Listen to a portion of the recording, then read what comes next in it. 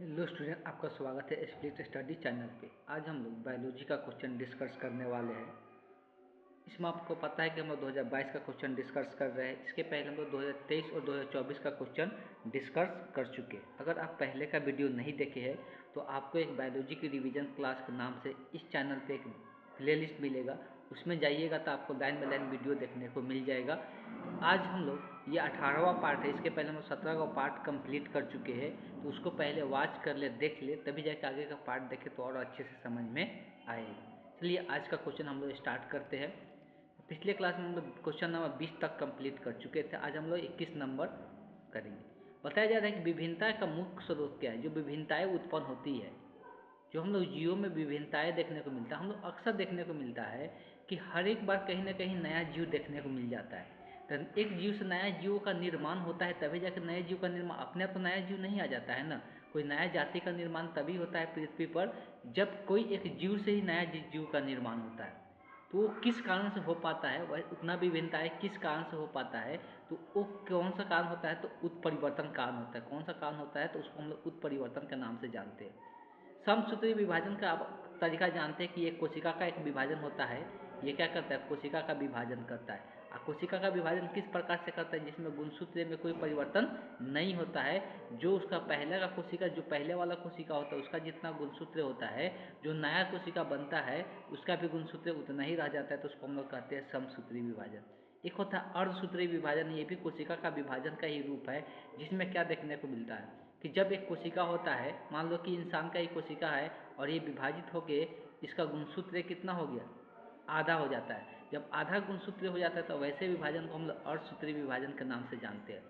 निषेचन के बारे में आप जानते हैं कि जब मादा का युग्मक और नर का युग्मक आपस में मिलता है तो मिलने की घटना को ही हम लोग क्या कहते हैं, निषेचन के नाम से जानते हैं। अब इस क्वेश्चन का बात करेंगे तो विभिन्नताएं किस कारण से उत्पन्न होता है, तो उत्परिवर्तन के कारण उत्पन्न होता है। चलिए चलते हैं, हम लोग नेक्स्ट क्वेश्चन देखते हैं। इमेल्स इमेल्स इमेल्सकुलेशन क्या होता है। इस क्वेश्चन पूछा हुआ है कि इमेल्सकुलेशन किससे संबंधित है। देखो, अगर इमेल्सकुलेशन का बात करेंगे तो इमेल्सकुलेशन का मतलब होता है कि यह एक तरीका होता है जिसमें क्या किया जाता है, चुना जाता है। हम लोग बोल सकते हैं जैसे मादा का सॉरी जो पुष्प होता है, फूल होता है, तो फूल के जो शुक्र, फूल में क्या होता है, एक स्त्री केसर होता है, एक पराग पुंकेसर और स्त्री केसर होता है। चलिए मान लेते हैं कि एक फूल है, फूल का स्ट्रक्चर ही बना देते हैं। ये वाले बीच में जो पाया जाता है उसको हम लोग स्त्री केसर कहते हैं, इसको हम लोग पुंकेसर कहते हैं। तो पुंकेसर में यहाँ पे यही परागकोश होता है, यहाँ पे क्या होता है, ये परागकोश देखने को मिलता है पुंकेसर में। तो जो परागकोश होता है, तो यही जो परागकोश होता है, तो इस परागकोश को क्या किया जाता है, काट के हटा दिया जाता है अपना से निषेचन करने के लिए। अपना से इसलिए कि इसका परागकण हम नहीं चाहते हैं कि इसके स्त्री केसर के वर्तिकाक तक जाए, इसके स्त्री केसर के वर्तिकाक तक जाए हम नहीं चाहते हैं। इसको क्या किया जाता है, काट के हटा दिया जाता है। जब इस प्रकार का संकर, इस प्रकार के हम लोग परागण क्रिया कराते हैं, जब अपने से इंसान के द्वारा कराया जाता है, तो उसको हम लोग क्या कहते हैं, संकरण के नाम से जानते हैं। उसको हम लोग किस नाम से जानते हैं, संकरण के नाम से जानते हैं। इस क्वेश्चन का जो करेक्ट ऑप्शन होगा क्या हो जाएगा, हम चाहते हैं कि इसका जो परागकण है वो यहाँ पे न जाए, मतलब किसी दूसरे, इसी जाति का किसी दूसरे पौधे के जो परागकण है, हम उस वाले परागकण को यहाँ पे लाना चाहते हैं, जिससे इसमें जो बीज बने वो कुछ नए किस्म का बने, कुछ उसका भी गुण आ जाए जिसका परागकण हम डाल रहे हैं। ऐसा करने के लिए जब हम लोग प्रोसेस कराते थे, इसको हम लोग किस नाम से जानते हैं, संकरण के नाम से जानते हैं। इस क्वेश्चन का जो करेक्ट ऑप्शन होगा, option see the correct option हो जाएगा। ध्यान से सुनिएगा लो और लिखने की कोशिश कीजिएगा लो कुछ पॉइंट। तो बहुत सारे पॉइंट ऐसा हम बोल देते हैं जो कि आप ऐसे ही किसी भी क्वेश्चन का आंसर दे सकते हैं, जो सब्जेक्टिव होता है उसका भी आंसर दे सकते हैं। चलिए चलते हैं, हम लोग नेक्स्ट क्वेश्चन देखते हैं। आगे क्वेश्चन पूछा जा रहा है कि मिमिक्री की उपयोगिता क्या है। मिमिक्री का उपयोगिता क्या है, ये पूछा जा रहा है। अब ये देखो, ये मिमिक्री एक प्रोसेस होता है। मिमिक्री एक प्रोसेस होता है जिसमें किसी जीव का, मिमिक्री एक प्रोसेस होता है जिसमें किसी जीव का, एक जीव अपने अपने शरीर के आकार आकार रंग या व्यवहार को बदल लेता है, को बदलकर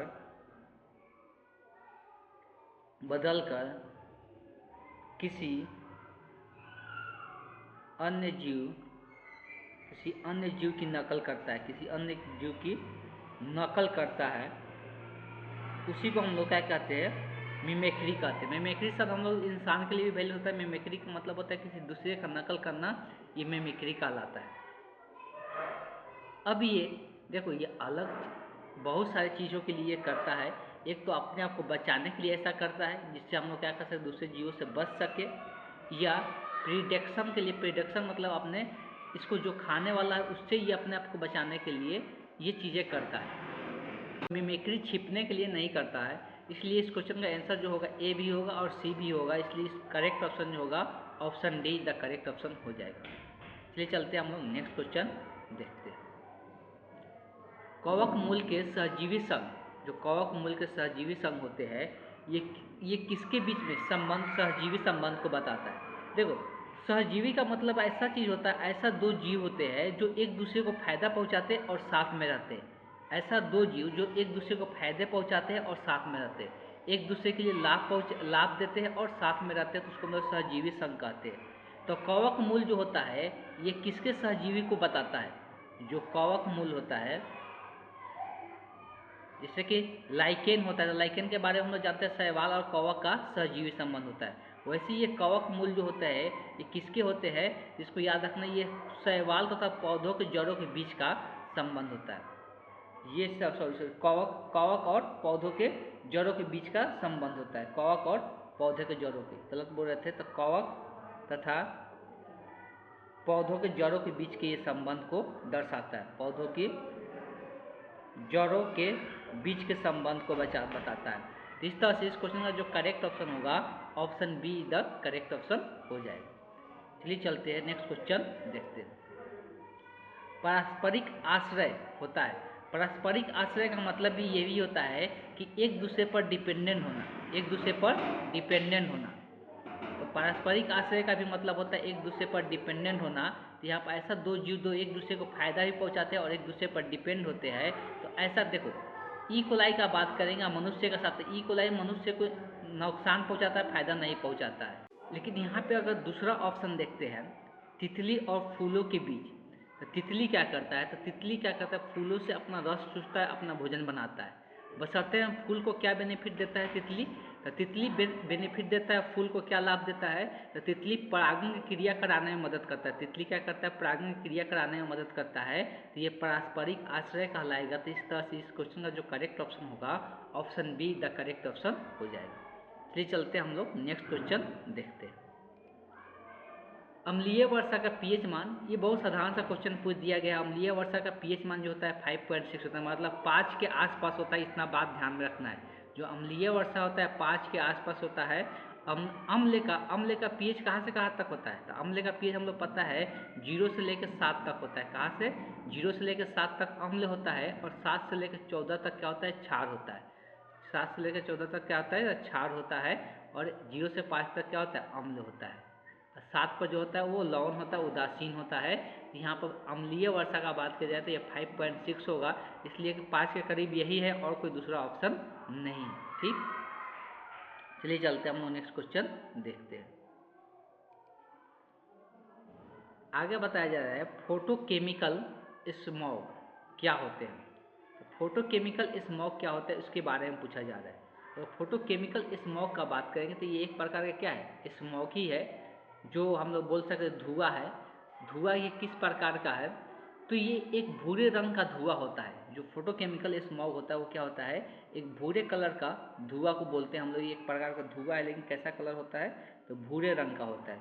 भूरे रंग का धुआं है, ये भूरे रंग का धुआं को हम लोग कहते हैं। अब इसमें कौन कौन सा गैस पाया जाता है, अब इसमें कुछ गैस पाया जाता है। इसमें जो गैस पाया जाता है वो होता है नाइट्रोजन के ऑक्साइड। क्या होता है, नाइट्रोजन के ऑक्साइड पाया जाता है। नाइट्रोजन का जो भी ऑक्साइड होता है इसमें पाया जाता है, तो नाइट्रोजन का ऑक्साइड पाया जाता है, और क्या होता है तो पैन पाया जाता है, और क्या होता है तो ओजोन O3 पाया जाता है, और क्या पाया जाता है तो SO3 पाया जाता है। तो आप खुद देख सकते हैं इसमें से ये चारों के चारों पाया जाता है इस धुएं में, फोटोकेमिकल स्मॉग में। और इसमें से कौन सा ऑप्शन में ये यहाँ पर 3 है, यहाँ पर 3 को दिया हुआ है इस ऑप्शन में। बाकी देख सकते हैं इसमें तो SO2 है तो ये होगा नहीं, इसमें धुआं है तो धुआं खाली लिखा है, हाइड्रोजन भी दे दिया तो हाइड्रोजन इसमें होगा नहीं, इसमें भी SO2 है तो होगा नहीं, तो यही ऑप्शन करेक्ट हो जाएगा। तो option be the correct option हो जाएगा इस क्वेश्चन। चलिए चलते हैं हम लोग नेक्स्ट क्वेश्चन देखते हैं।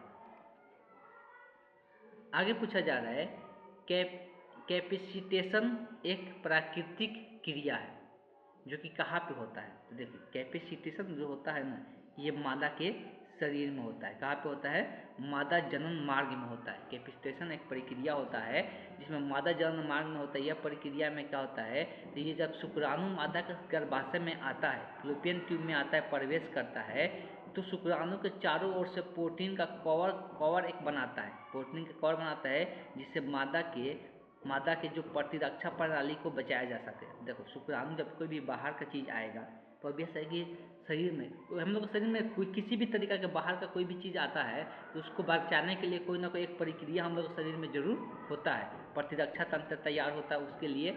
वैसे ही मादा के शरीर में हम लोग पता है कि निषेचन की क्रिया में जब एक नर और मादा संबंध बनाते हैं तो मादा का जो शुक्राणु होता है गतिशील होते हुए कहाँ पे पहुँचता है तो फैलोपियन नली में पहुँचता है। तो यहाँ पे फैलोपियन नली में पहुँचता है तो जैसे ही पहुँचता है यहाँ पे एक कैपेसिटेशन एक प्रक्रिया घटना होता है जिसमें क्या होता है मादा जनन मार्ग में होता है। मादा जनन मार्ग इसी को बोलते हैं। इसी में ये प्रक्रिया होता है जिसमें क्या होता है एक प्रतिरक्षा तंत्र तैयार होता है जो शुक्राणुओं को क्या करता है चारों तरफ से घेर के रखता है। शुक्राणुओं को क्या करता है चारों तरफ से घेर के रखता है। तो इस बात को ध्यान रखना, इस क्वेश्चन का जो करेक्ट ऑप्शन होगा किसके लिए होता है ना, मादा जनन मार्ग में ये देखने को मिलता है। ये नर में नहीं होता है, ये मादा के शरीर के अंदर होता है जो जनन मार्ग में देखने को मिलता है। चलिए चलते हैं हम लोग नेक्स्ट क्वेश्चन देखते हैं। निम्नलिखित में कौन गर्भाशय के स्तर में प्रत्यारोपित होता है। देखिए जब भी निषेचन की घटना होता है हम लोग जानते हैं कि अगर हम लोग यहाँ पर बना दे मादा जनन अंग का आकृति तो कुछ इस प्रकार का होता है, सभी को पता है। निषेचन घटना कहाँ पे होता है तो यहाँ पर फैलोपियन नली में, यहाँ पर आकर शुक्राणु क्या होता है इससे मिल जाता है।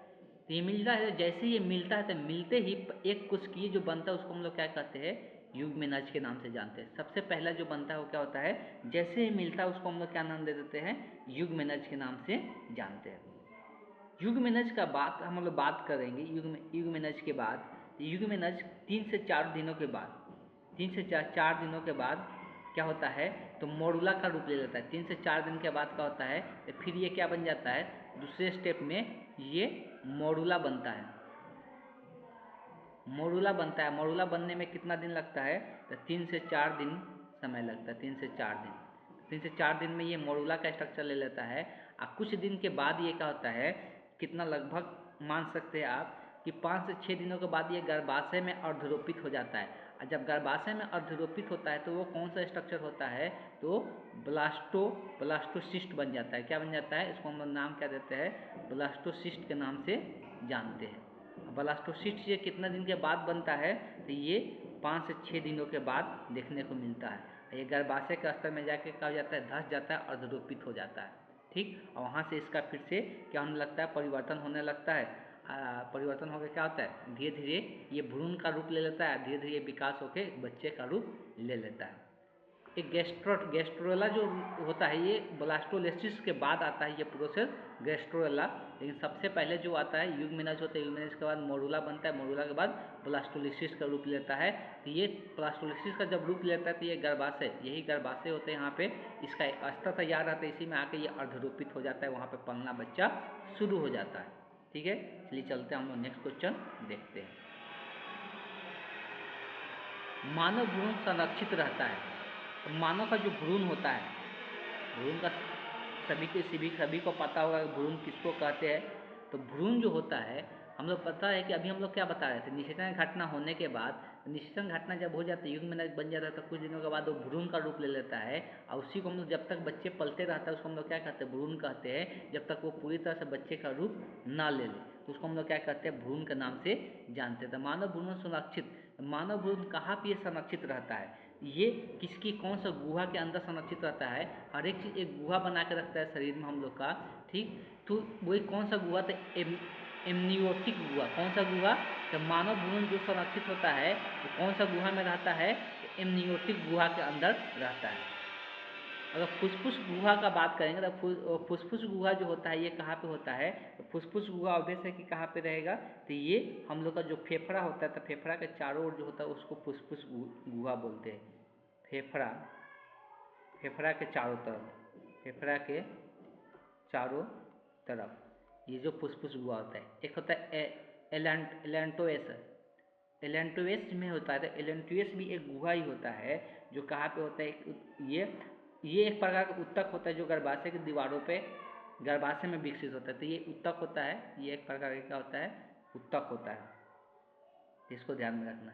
ये एक प्रकार का गुहा होता है, पेरिटोनियम गुहा, पेरिटोनियम गुहा। तो ये क्या होता है, तो ये पेरिटोनियम जो गुहा होता है ये आंत और पेट के बीच में रहता है, आंत और पेट के बीच में होता है। तो लिख सकते हैं पेट तथा आंतों के बीच, हम लोग का पेट का जो और आंत के बीच का जो होता है, तो यही जो गुहा होता है पेरिटोनियम गुहा पाया जाता है। इस बात को ध्यान में रखना है। लेकिन इस क्वेश्चन का जो भ्रूण का गुहा बनता है वो एमनियोटिक गुहा बोलते हैं इसको। इस क्वेश्चन का जो करेक्ट ऑप्शन होगा option be the correct option हो जाएगा। चलिए चलते हैं, हम लोग नेक्स्ट क्वेश्चन देखते हैं। मनुष्य की विकास की आयु किसके द्वारा मापी जाती है। अब देखो, मनुष्य के विकास की आयु जो मापा जाता है, तो हम लोग जानते हैं किसी भी जीवाश्म का आयु मापने के लिए हम लोग क्या यूज करते हैं, तो जीवाश्म का आयु मापने के लिए हम लोग रेडियोधार्मिक डेटिंग यूज किया जाता है। रेडियोधार्मिक डेटिंग, इसके लिए एक फार्मूला भी दिया गया था, हम लोग पढ़ते भी है फिजिक्स में, n बराबर n0 e के power minus lambda into T. तो यही रेडियोधार्मिक डेटिंग एक फार्मूला दिया गया था, किसी भी जीवाश्म के आयु मापने के लिए इस्तेमाल किया जाता है। हम लोग लिख सकते हैं ये जीवाश्म के आयु को मापने के लिए प्रयोग किया जाता है। कि हम इसके बारे में हम पढ़े भी है। तो मनुष्य के विकास की आयु भी मापने के लिए वो कब से विकास करते आ रहा है, कब से मनुष्य इस धरती पे है, तो ये भी कौन मापेगा, तो यही मापेगा, रेडियोधार्मिक डेटिंग मापेगा। तो इस क्वेश्चन का जो करेक्ट ऑप्शन होगा option D the correct option हो जाएगा। चलिए चलते हैं, हम लोग नेक्स्ट क्वेश्चन देखते हैं। डायनासोर, देखो डायनासोर का नाम सभी को सुना हुआ रहता है। डायनासोर एक बहुत पुराना जीव बताया जाता है। ये कब विलुप्त हो चुका है, तो बताया जाता है ये 65 मिलियन, कितना, 65 मिलियन वर्ष पहले डायनासोर था। 65 मिलियन वर्ष पूरे ये पृथ्वी पर रहता था। लेकिन इसके बाद ये क्या हो गया, विलुप्त हो गया, विलुप्त हो गया, दिखाई नहीं देता है। तो बेसिकली डायनासोर एक बहुत बड़ा जीव था, भयानक छिपकली के टाइप का दिखता था। कैसा दिखता था, छिपकली टाइप दिखता था, लेकिन इसका आकार बहुत बड़ा था। इसका आकार क्या था, बहुत बड़ा था। और छिपकली हम लोग पता है ये क्या होता है, सरीसृप होता है। कैसा जीव होता है, सरीसृप जीव होता है। तो ये जीवित सरीसृप नहीं है, ये विलुप्त सरीसृप है, मतलब अब ये दिखाई नहीं देता है। ये आदि मतलब पुराना काल का सरीसृप नहीं है, ये विलुप्त है, ये अब दिखाई ही नहीं देता है, ठीक है। ये कोई उभयचर नहीं होता है। उभयचर किसको बोलते हैं, जो जल और पानी दोनों में रहते हैं। सरीसृप किसको बोलते हैं, जो रेंग कर चलते हैं उसको हम लोग क्या कहते हैं, सरीसृप कहते हैं। तो ये विलुप्त सरीसृप में आता है। तो इस क्वेश्चन का जो करेक्ट ऑप्शन होगा option be the correct option हो जाएगा। चलिए चलते हैं, हम लोग नेक्स्ट क्वेश्चन देखते हैं। सीनोजोइक युग किसको बोला जाता है। देखो सीनोजोइक युग जो है ये बेसिकली ये वर्तमान अभी जो युग चल रहा है इसको हम लोग सीनोजोइक युग बोलते हैं। लेकिन ये कब से शुरू हुआ है, तो सीनोजोइक युग का बात करेंगे हम लोग, तो ये एक युग है, एक काल है। ये कब से, तो ये बताया जाता है 60 मिलियन, कितना, 60 मिलियन वर्ष पूर्व से वर्तमान तक चलता है, उसको हम लोग क्या कहते हैं, सिनोजोइक युग में हम लोग कहते हैं। अब ये जो सिनोजोइक युग में है, ये कौन सा युग में है? तो ये स्तनधारियों तथा आधुनिक वनस्पतियों का काल है। स्तनधारी, इसमें बहुत सारे स्तनधारी जीव देखने को मिलता है और वनस्पति का काल है, मतलब यहाँ पर पेड़ पौधा, अनेकों पेड़ पौधा, आधुनिक पेड़ पौधा देखने को मिल रहा है। तो आज के डेट में सबसे ज़्यादा स्तनधारी जीव देखने को मिलता है। स्तनधारी जीव किसको बोलते हैं? जो अपने बच्चे को दूध पिलाता हो या डायरेक्ट जो बच्चे का जन्म देता है, हम लोग बोल सकते हैं जो बच्चे को दूध पिलाता हो, जिसके शरीर पर क्या होता है, बाल वगैरह होते हैं, उसको हम लोग स्तनधारी जीव के नाम से जानते हैं। ठीक, ये सिनोजोइक युग में बोला जाता है। अब तक का जो युग में चल रहा है, कब से? तो 66 मिलियन वर्ष पूर्व से अब तक का युग में को सिनोजोइक युग में कहते हैं। चलिए चलते हैं, हम लोग नेक्स्ट क्वेश्चन देखते हैं। आरएनए से डीएनए, देखो अभी तक हम लोग सुनते हैं कि डीएनए से आरएनए बनता है। तो देखो जब हम लोग बोलते हैं ये चीज़ कि जब डीएनए से आरएनए बनता है, तो डीएनए से आरएनए बनने की घटना को हम लोग क्या कहते हैं? इसको हम लोग ट्रांसक्रिप्शन के नाम से जानते हैं। ट्रांसक्रिप्शन के नाम से जानते हैं। लेकिन अगर आरएनए से क्या बनेगा? आरएनए से जो डीएनए बनता है, इसको हम लोग किस नाम से जानते हैं? तो रिवर्स ट्रांसक्रिप्शन के नाम से जानते हैं। रिवर्स ट्रांसक्रिप्शन के नाम से जानते हैं। यहाँ पर रिवर्स ट्रांसक्रिप्शन से, और जब ये आरएनए से डीएनए बनता है तो कौन सा डीएनए का निर्माण होता है? तो आरएनए से जो डीएनए बनता है वो सी डीएनए का निर्माण होता है। कौन सा डीएनए?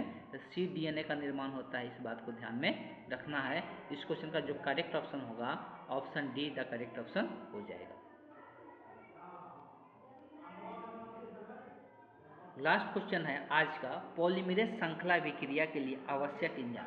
जो पॉलीमरेज श्रृंखला अभिक्रिया होता है, पॉलीमरेज श्रृंखला अभिक्रिया का मतलब क्या होता है? तो हम लोग पढ़ते हैं कि न्यूक्लिक अम्ल, क्या हम लोग बोलते हैं कि जो डीएनए का अनुक्रम बनाया जाता है, जो कि हम लोग देखे थे कि डीएनए के अनुक्रम में कितना 64 प्रकार के अनुक्रम बना के क्या किया जाता है, हम लोग जोड़ने का काम करते हैं। तो उसमें पॉलीमरेज श्रृंखला अभिक्रिया के लिए आवश्यक जो एंजाइम होता है वो कौन सा एंजाइम होता है? टैग पॉलीमरेज एंजाइम होता है। कौन सा अभिक्रिया होता है? Tag polymerase. तो डीएनए श्रृंखला अभिक्रिया पीसीआर का प्रयोगशाला तकनीक है, जिसका उपयोग से डीएनए के विशिष्ट अनुक्रमों को बढ़ाने के लिए हम लोग जानते हैं। ये डीएनए पॉलीमरेज कब अपनाया जाता है? जब हम लोग एक डीएनए से कुछ विशिष्ट चीज़ काट के निकाल के उसमें हम लोग दूसरे डीएनए में प्रतिस्थापित करके उस डीएनए में कुछ नया गुण लाने की कोशिश करते हैं, तो उसी टाइम हम लोग पॉलीमरेज श्रृंखला अभिक्रिया कराते हैं। ठीक, उसमें जो एंजाइम का प्रयोग करते हैं वो टैग पॉलीमरेज एंजाइम का प्रयोग करते हैं। बस इतना बात ध्यान में रखना है। चलिए आज का क्लास हम लोग यहीं पे एंड करेंगे। नेक्स्ट क्लास में आगे का क्वेश्चन हम लोग डिस्कस करेंगे।